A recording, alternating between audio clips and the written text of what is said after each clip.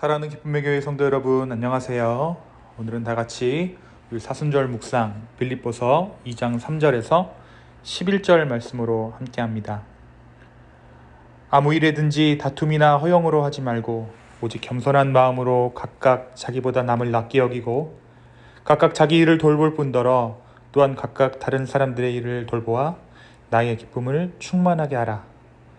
너희 안에 이 마음을 품으라.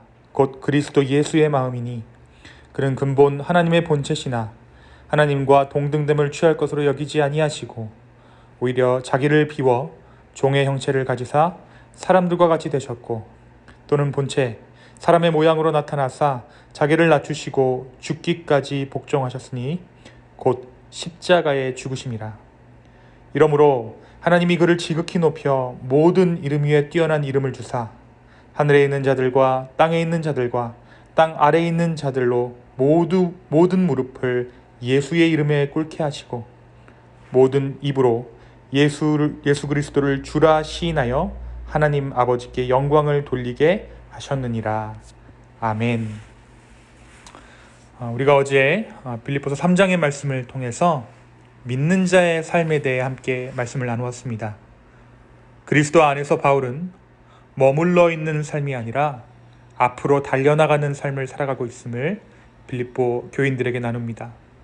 또한 과거에 머물러 있는 것이 아니라 새로운 사명을 향해 앞으로 나아가는 삶, 그것이 바로 복음에 붙들린 자의 삶의 모양이다 라고 바울은 고백합니다.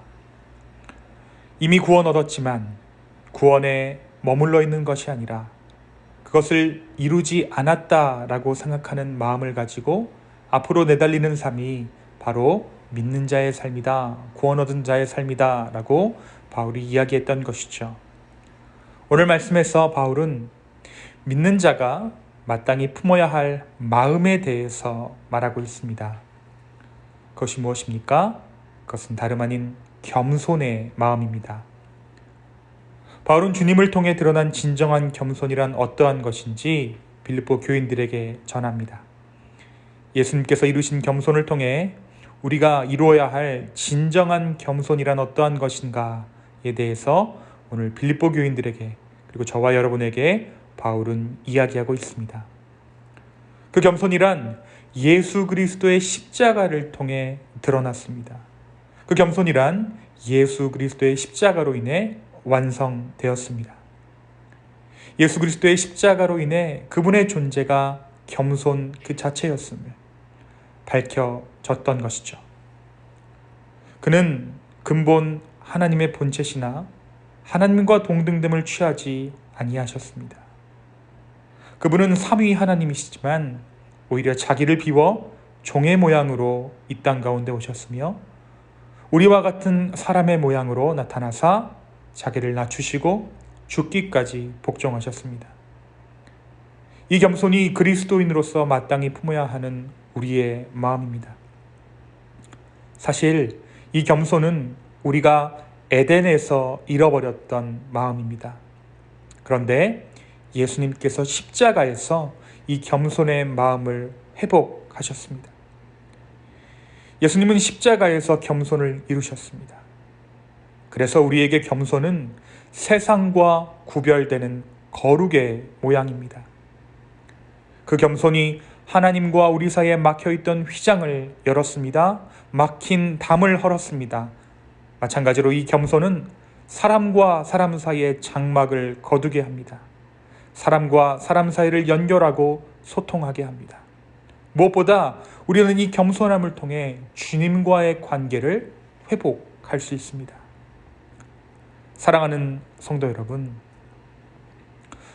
믿는 자로서 예수 그리스도를 따라가는 자들로서 겸손이란 우리가 주 안에서 다시 태어나고 새 삶을 입었다라는 우리의 인식표와 같지만 언젠가 우리 안에서도 이 겸손이 처세의 일부로 생각되어지는 것 같습니다. 겸손은 갖추어야 할 덕목 중 하나가 아니라 우리 존재에 대한 설명입니다. 저와 여러분의 삶이, 교회의 삶이 겸손을 말하고 겸손을 담아내고 있는 것입니다. 만약 우리가 이 겸손이 어떤 일을 해나가는 능력에 대해 말하는 것이라고 생각하거나 또는 나를 칭찬하며 나를 추천하는 사람들을 향해 손살에 치며 뒤로 물러나는 것을 겸손이라고 착각해서는 우리는 오히려 교만의 자리에 앉게 됩니다. 그러한 겸손의 뒷면에는 높이 보이고자 하는 본심과 남들과는 다른 성숙의 모습을 보이고자 하는 욕심이 숨어 있기 때문입니다. 우리의 겸손이란 모든 것을 주께 맡겨드리는 겸손입니다. 그래서 오히려 내가 가진 것을 주님께서 주셨다라고 말할 수 있는 것이 진정한 겸손의 모양입니다.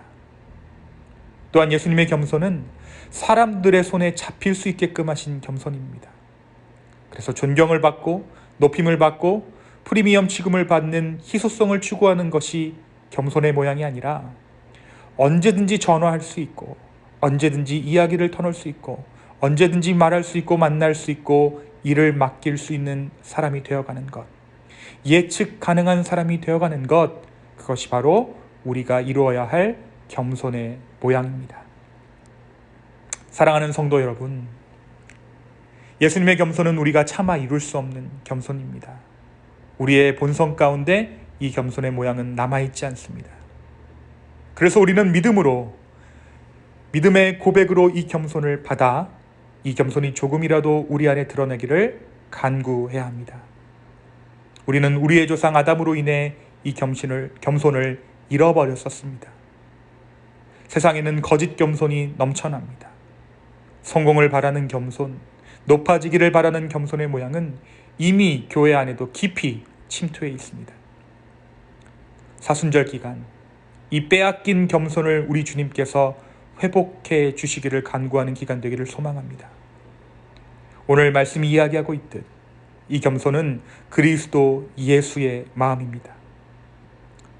겸손이 예수 그리스도의 십자가를 통해 이루어졌을 때, 완성되었을 때 만물이 주의 하나님 되심을 알아 그를 높여 경배했듯 나를 낮추나 오히려 높이시는 그 주님의 섭리를 깨닫고 오히려 생명을 얻어가는 이 진정한 겸손에 다가가는 저와 여러분의 오늘 하루 되기를 예수님의 이름으로 축원합니다.